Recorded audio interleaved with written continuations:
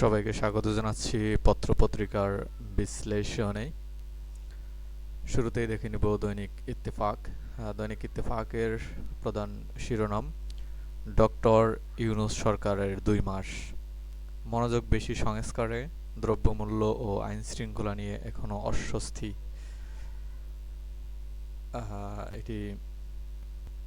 এই ব্যাপারটি কিন্তু প্রধান উপদেষ্টা ২-৩ দিন আগে প্রথম আলোর সাথে যে সাক্ষাৎকার দিয়েছিল সেখানেও কিন্তু তিনি স্বীকার করেছেন যে আমরা যেরকম প্রত্যাশা করেছিলাম সে অনুরূপ কিন্তু এখনও প্রশাসনিক যে শৃঙ্খলা সেটি কিন্তু এখনও ফেরাতে পারেনি। তবে বাজার মনিটরিংয়ের কিন্তু বেশ কিছু পদক্ষেপ নেওয়া হয়েছে ইতিমধ্যে। সেই ব্যাপার, এই দুইটি ব্যাপার নিয়ে কিন্তু এখানে রিপোর্ট করা হয়েছে। এছাড়া দেখা যাচ্ছে নির্বাচনী রোডম্যাপ ও সংস্কার প্রশ্নে মতপার্থক্য, মব জাস্টিসের ঘটনায় বিব্রত, দাবি আদায়ের আন্দোলনের কাজে বিঘ্ন। বিভিন্ন দাবি দাম নিয়ে মানুষ রাস্তায় নেমে যাচ্ছে।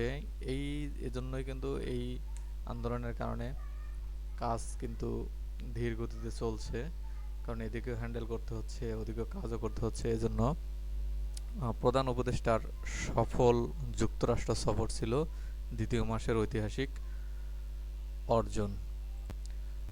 দেখা যাক দ্বিতীয় প্রধান খবর হচ্ছে বাজার পর্যালোচনায় বিশেষ টাস্কফোর্স গঠন।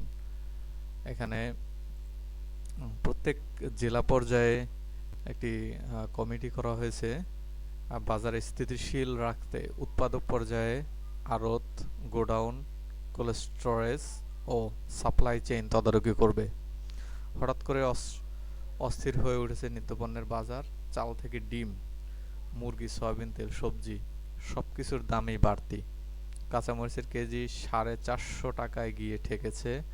দর বেঁধে দিয়েও কোনো পণ্যের দাম নিয়ন্ত্রণ করা যাচ্ছে না।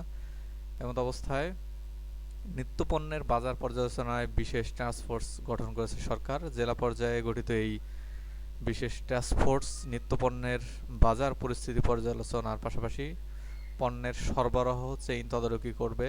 গতকাল সোমবার বাণিজ্যিক মন্ত্রণালয়ের দ্রব্য পর্যালোচনা ও পূর্বাভাস সেল থেকে এ সংক্রান্ত প্রজ্ঞাপন জারি করা হয়। টাস্কফোর্সের আহ্বায়ক থাকবেন সংশ্লিষ্ট জেলা অতিরিক্ত জেলা প্রশাসক ও অতিরিক্ত পুলিশ সুপার। এছাড়া সদস্য থাকবেন জেলা খাদ্য নিয়ন্ত্রক বা উপযুক্ত প্রতিনিধিরা।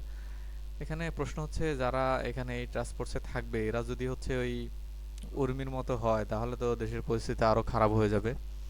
এই সরকারকে কিন্তু আসলে এই উর্মির মতো কিছু লোক আছে, তারা কিন্তু অসহযোগিতা করতেছে বিধায় এই নিত্যপণ্যের বাজার এই অবস্থা। বিভিন্ন রিপোর্টে দেখা গেছে সয়াবিন তেলের পর্যাপ্ত পরিমাণে স্টক আছে, আরও বেশিও আছে, তারপরে সয়াবিন তেলের দাম বেড়ে যাচ্ছে। ডিমের দাম কিন্তু প্রতিনিয়ত বাড়তেছে, মানে কোনো যুক্তি ছাড়াই বাড়তেছে। সরবরাহ ঠিক আছে, সব কিছু ঠিক আছে, তারপরেও শুধুই বাড়তেছে। তো দেখা যাক অন্য কোনো খবর, ইম্পর্টেন্ট খবর। এখানে আরও একটি খবর দেখা যাচ্ছে খুবই ইম্পর্টেন্ট।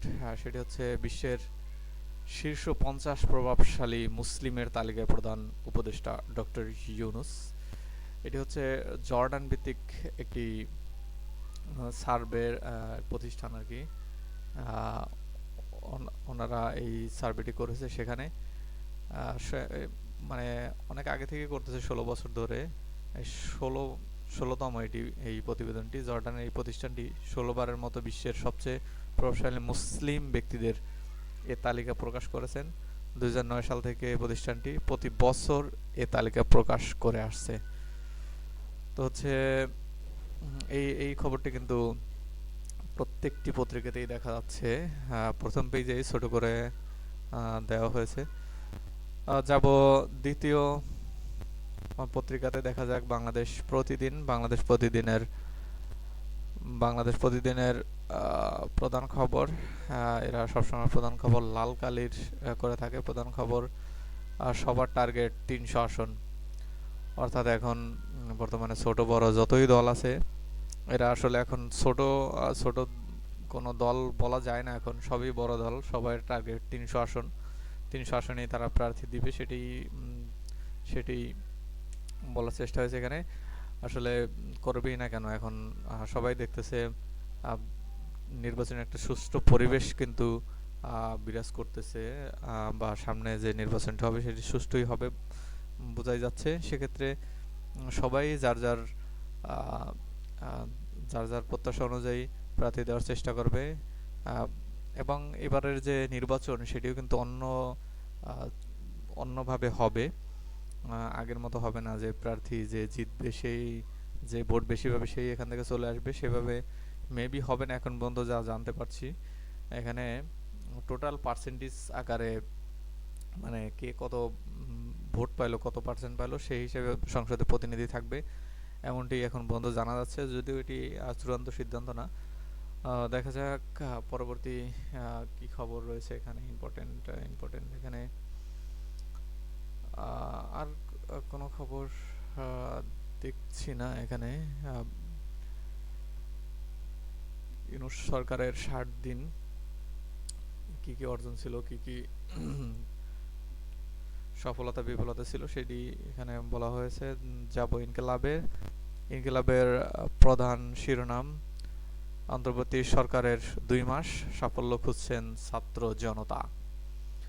2 মাসে কি কি সফলতা, কি কি বিফলতা, সেটি এখানে তুলে ধরা হয়েছে। বিশ্বের সবচেয়ে প্রভাবশালী মুসলিম ব্যক্তিদের তালিকায় ডক্টর ইউনূস, এই জর্ডান ভিত্তিক যে সার্ভেটি সেটির কথা এখানেও বলা হয়েছে।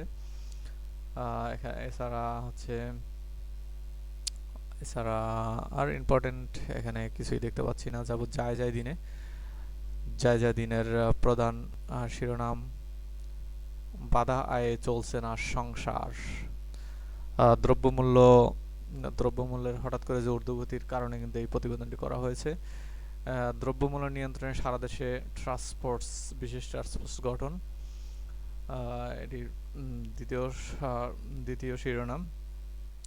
এটিও কিন্তু সব জায়গায়, সব পত্রিকাতেই এসেছে, সব নিউজ পোর্টালেই কিন্তু এটি খুব গুরুত্ব পেয়েছে এই সংবাদটি।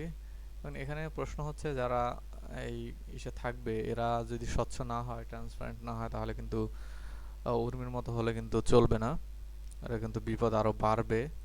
তো সেখানে কিন্তু নজর দেওয়া খুবই জরুরি বলেই মনে হচ্ছে আমার। যাব যুগান্তরের প্রধান শিরোনাম, প্রত্যাশা পূরণে আশাবাদী।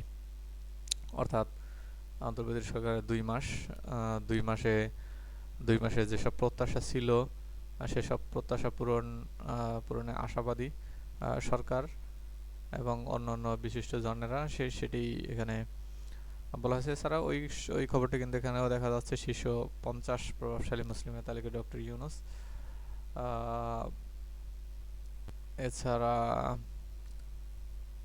এছাড়া ইম্পর্টেন্ট আর কিছুই চোখে পড়ছে না। তো দর্শক, আজকে এই পর্যন্তই। ভালো থাকবেন, সুস্থ থাকবেন, আল্লাহ হাফেজ।